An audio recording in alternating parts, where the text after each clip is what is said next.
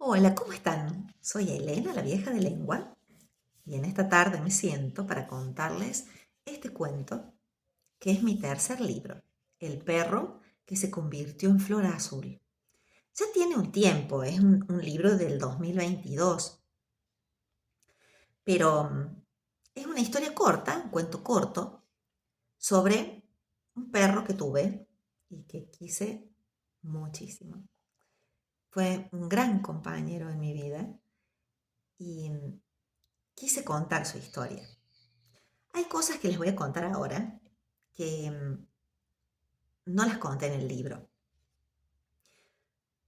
porque el relato salió así, salió corto y salió poético, porque así es como quería contar yo su historia. Era un perro un poco niño y por eso también elegí un estilo para las ilustraciones que fueran un poquito infantiles, porque él tenía una mirada que parecía un niño.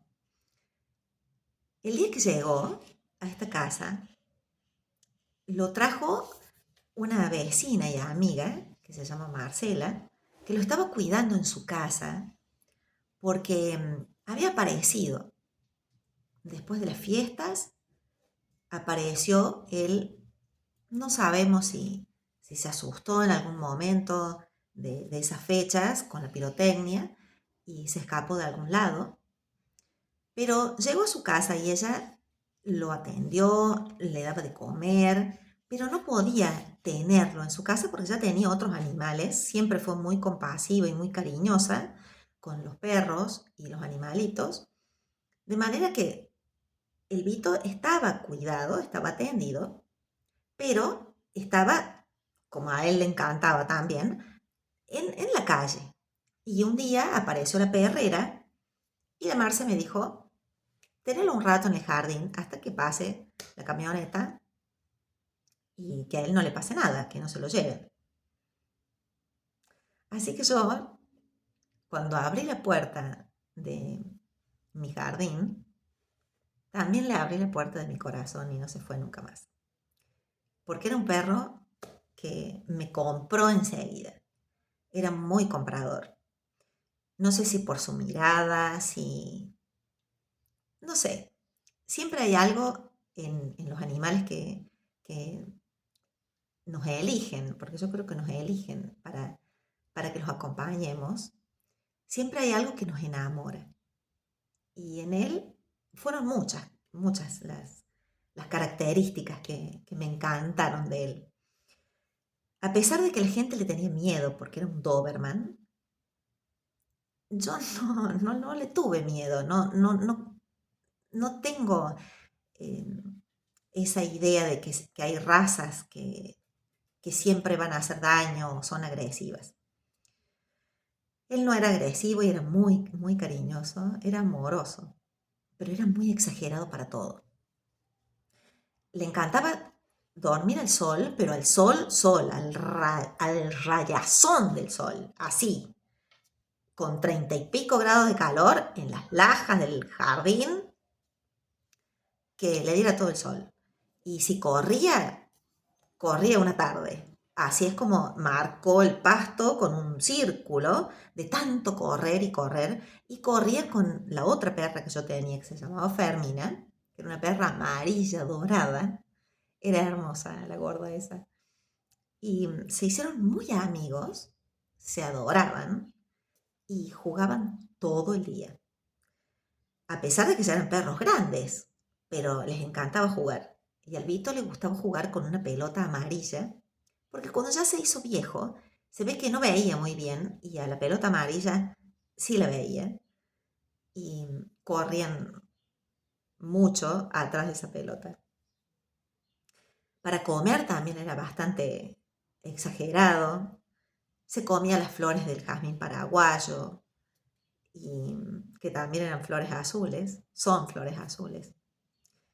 Y bueno, muchas cosas que eran muy divertidas de él, pero era muy intenso, así que había que seguirle ese ritmo, porque a pesar de que era un perro un poco chueco y que estaba ronco, porque se ve que también había tenido algún golpe y le quedó esa ronquera, A pesar de todo eso, era muy inquieto. Tenía que estar moviéndose todo el tiempo. Y tenía sus orejas grandes y eso le daban también una simpatía en esa carita que era muy hermoso. Le pusimos Vito porque era ronco, como ya les conté. Y recordaba esa película, ese personaje de esa película del Padrino, Don Vito Corleone. Así que bueno, encontramos ese nombre y le quedó perfecto. Les voy a leer el cuento y después les voy a contar otra cosita. Empieza así, con esa parte de su historia en la que de todos lados lo echaban porque le tenían miedo. Así que sí, de todos lados lo habían echado. Llegó a nuestra casa y traía la compañía de los desamparados, unos minúsculos gusanitos que le hablaban sin cansarse de lo poco que la vida lo quería. En algún breve momento se le hizo una bichera muy chiquitita que cuando lo llevé a la veterinaria le curaron bien, porque yo la curé ese día, pero casi que no se veía. Pero se le curó bien. Cuando empezó a pasearse por el pasto y a recibir los besos de su nueva amiga Fermina, los gusanitos se aburrieron de no ser escuchados. Lo que los mantenía vivos era la atención que les prestábamos. Se fueron marchitando y un día no los vimos más. Así como les conté, a él le gustaba la cara vibrante del cielo. Por eso se dormía mirándolo en los días más calurosos, con su compañera de sol. Así su pelaje se hacía azul a veces. Extremo, corría hasta que dejó un círculo en el verde. Comía las flores de los jazmines para dejarse el perfume en el cuerpo con su lengua de pétalo. De esta página, de esta ilustración, con esa carita, yo saqué este prendedor para tenerlo siempre conmigo. Tenía una voz ronca con la que corría las palomas y los sapos que trataban de quedarse en el patio. Un día, después de muchos, sus patas cansadas porque habían venido desde muy lejos, dejaron de acompañarlo. Y otro no quisieron más. Él, por no dejarlas solas, se echó tranquilo como los señores. Y la tierra como una mamá lo abrazó. Y ahí se quedó, haciéndose pasto, hojitas, cada día azulándose en pimpollos que brillaban desde sus ojos. Alguna plantita dejó su semillita ahí y empezó a crecer desde él. Y cuando esas flores nacieron y después hicieron semillitas, esas semillitas se subieron al lomo del viento y se fueron volando, volando, volando. Así que en todo el barrio hay flores azules. Y él así me acompaña.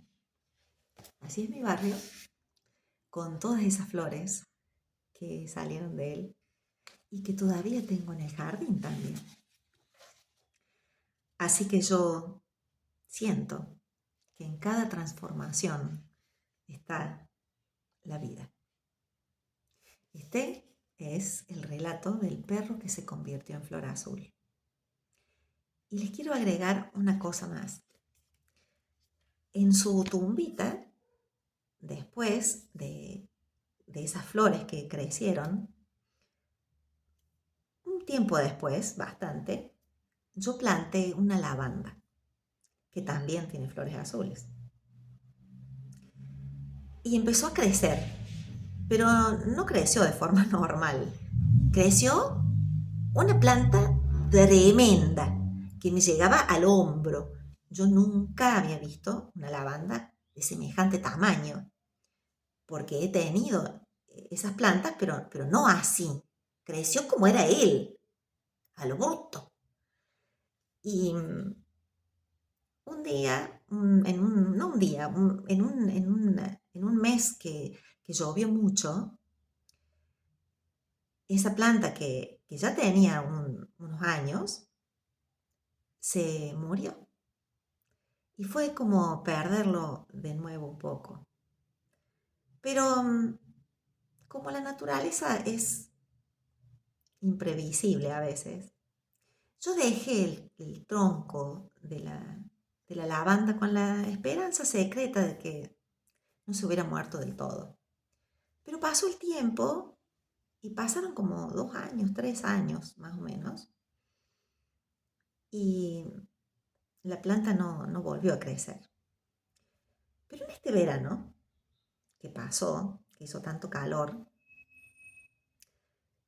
yo estaba cortando el pasto y vi entre el pasto unas hojitas diferentes, que no eran gramilla.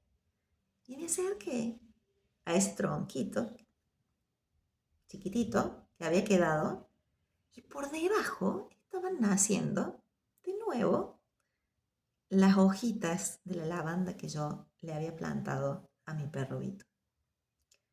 Así que, ¿cómo es que no voy a confiar que en cada transformación está la vida?